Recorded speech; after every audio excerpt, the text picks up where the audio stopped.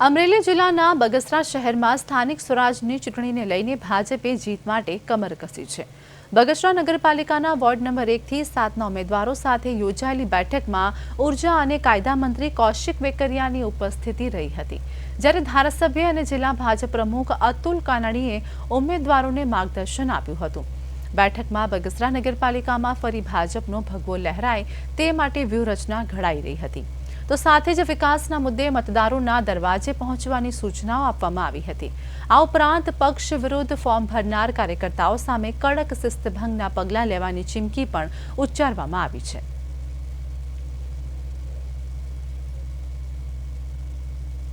બધા જ ઉમેદવારોને જે સૂચનાઓ આપવાના હતા, માર્ગદર્શન આપવાનું હતું, એ આગેવાનો દ્વારા આપવામાં આવ્યું।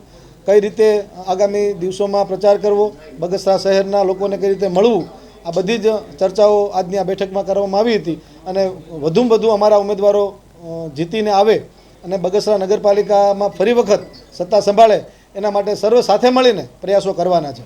સંગઠન અને સત્તા બંને સંકલન કરી અને આ કાર્યક્રમો પાર પાડવાના છે। પાર્ટીની ગાઈડલાઈન મુજબ જે શિસ્તભંગના પગલાં ભરવાના થતા હોય છે એ ભરવા માટે પાર્ટી હંમેશા તત્પર હોય છે, અને આવા જે પણ કાર્યકર્તાઓ હોય પાર્ટીની બગાવત કરી અને સામે પક્ષે ફોર્મ ભરેલું છે એવા કાર્યકર્તાઓને સામે શિસ્તભંગના પગલાં લેવામાં આવશે।